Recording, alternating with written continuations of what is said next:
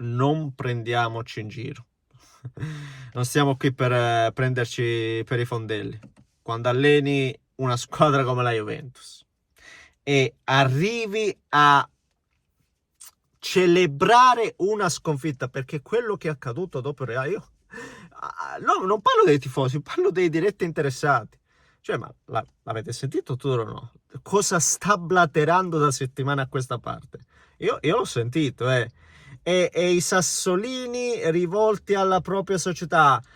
Ma i giocatori poi alla fine non è che li ho scelti io, no? Con la frecciatina a Fabregas, ma che non era Fabregas, no? Il diretto interessato, ma appunto i suoi, no? Quelli in alto, quelli a capo. Il calendario, ma con il ma se avessimo fatto... Quando arrivi quando tiri fuori ste robe, sei arrivato. Ragazzi, significa che sei arrivato, e poi i risultati già erano quelli che erano dopo appunto la sconfitta con Real, e si aggiunge anche questa con la Lazio. Ragazzi, lo diceva adesso anche Parto, nelle ultime 8 gare nessuna vittoria, 5 pareggi, 3 sconfitte, 4 gare senza gol. È un disastro su tutta la linea. Credo che la cosa più dissestante ad oggi è che tu vai a vedere ancora una volta, io lo dico a voi, lo chiedo agli juventini che magari seguono questo video. Non vi chiedo qual è l'11 titolare, no? Ditemi almeno 6 titolari. Non vi dico di dirmene 11, che voi sapete domani c'è la Juventus. Qual è la squadra titolare? Tu dici la squadra che va in... Non lo sa nessuno. Ogni giorno è random, scelte, giocatori adattati.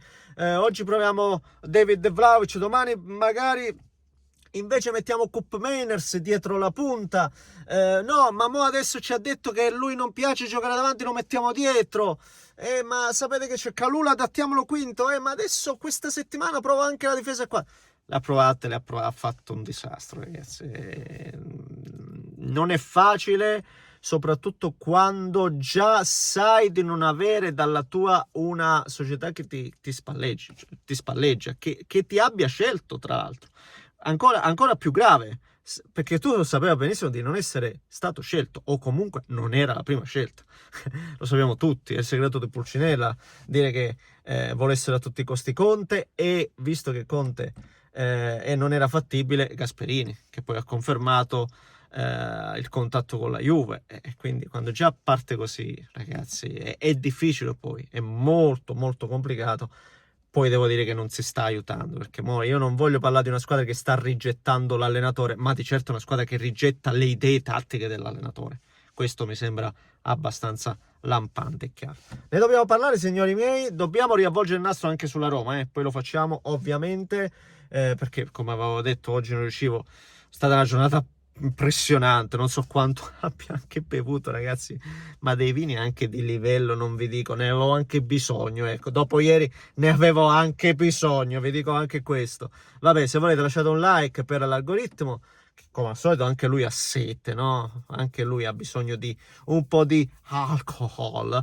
Se volete iscrivetevi per supportare il canale, vi ringrazio perché voi come al solito non siete manchevoli in tutto ciò. Trovate tutti i profili in descrizione. Vi ringrazio ancora una volta. Attivate la campanella. Credo domani pomeriggio di fare una live, credo, vediamo.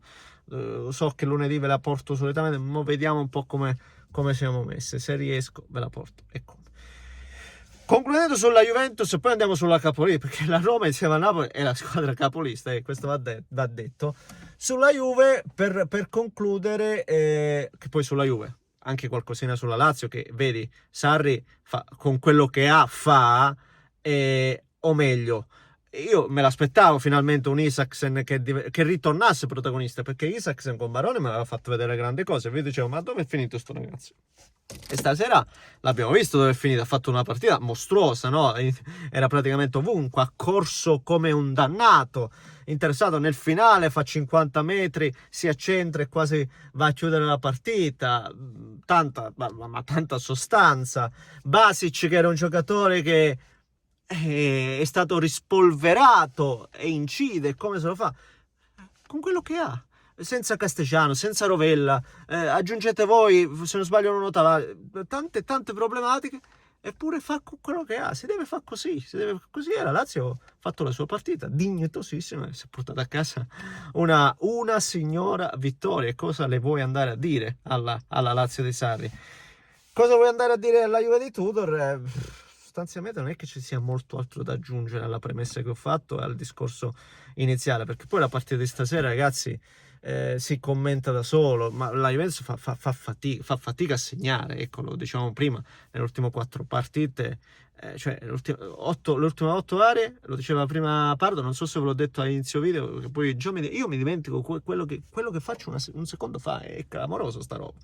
Cioè i risultati sono cocenti, 8 partite, 5 pareggi, 3 sconfitte, nelle ultime 4 gare non hai fatto un gol, e li vedi tutte queste problematiche, si evidenziano tutte, senza Yildiz la squadra è completamente abbandonata a se stessa, squadra che, ribadisco, va per la giocata. Oggi per esempio è stato pestato un piede a Conceição, magari lì ti danno rigore, pareggi, conferma che siano ancora una volta, ribadisco, scarse. Io lo dico al netto della maglia, al netto della squadra che scende in campo, perché prima c'era una ammonizione per McKennie, che era già stato ammonito, poi lo step on foot, lasciamo stare, non li voglio nemmeno commentare, perché stasera tanto diciamo che è marginale, anche se poi le gare come quelle di stasera ti offrono talmente poco che alla fine di che vai a parlare? Perché la Juventus ha fatto poco, ribadisco, non è che sono risultati che sono così, arrivano dal caso, no? Arrivano così per sfiga, sfortuna, no, non c'è poco, c'è veramente poca sostanza, non lo so cosa potreste salvare oggi, niente, quindi io credo che Tudor, non lo so se adesso, se per dare subito un segnale o se dopo con la pausa, ma non è destinata ad andare avanti questa storia, anche perché l'obiettivo quarto posto, come dicevamo da tempo, non è semplice, ragazzi, con Inter, Milan, Napoli, che sembrerebbero in teoria, perché poi la teoria è una cosa, la pratica è un'altra, nettamente avanti. E attenzione alla Roma, perché adesso agganciamo il tutto parlando della Roma. La Roma, ragazzi, e no, ribadisco ancora una volta, la Roma è, per quanto mi riguarda, ancora veramente a metà regime di quello che può fare. È a metà regime ed è in testa alla classifica.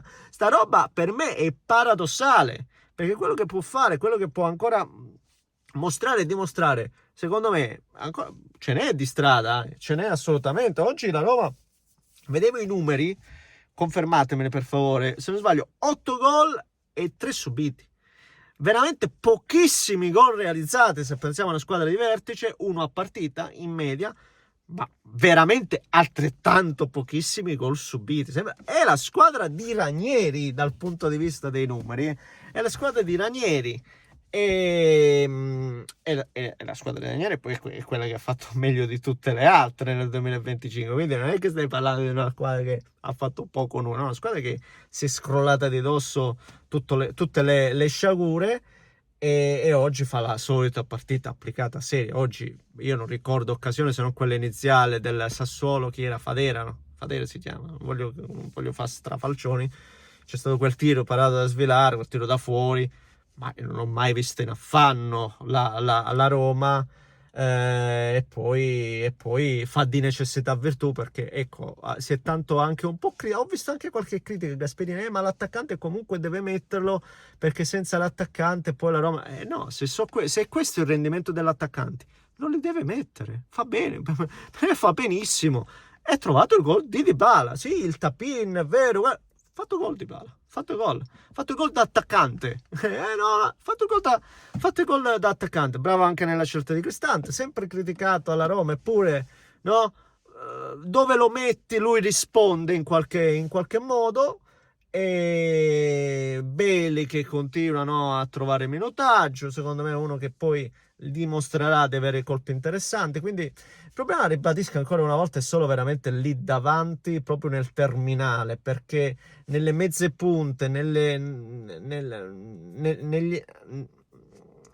tre quarti, lì c'è la Roma, anche soluzioni e variabili, lì proprio come terminale ancora manca qualcosa. Secondo me Interessante però come stavolta è entrato Dobbik, per quanto mi riguarda, perché ha fatto due cose, questa volta quelle che deve fare l'attaccante, perché ha messo in porta Pellegrini, lavorando prima bene la palla, e lì l'ha messo in porta, ed è quello che deve fare, e poi ha messo in porta Wesley. Quindi quello già è un... E confermo quanto dico, perché ad oggi io, Dobbik, quasi quasi, io vi dico, Dobbik è questo, a Dobbik manca qualche gol, ma Dobbik solitamente fa anche più fatica a giocare con la squadra. Quello che sta magari è proprio Ferguson, neanche quello, eh.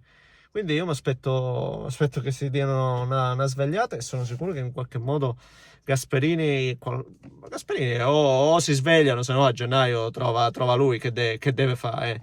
E ribadisco, la Roma parte da questa solidità difensiva, in Serie A questo come si dice, è metà...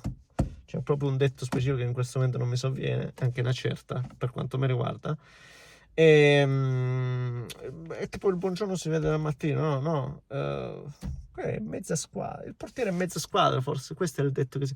Comunque, avere una fase difensiva importante ti permette, no, di guadagnare tanti punti, questo mi sembra chiaro e ovvio, quindi...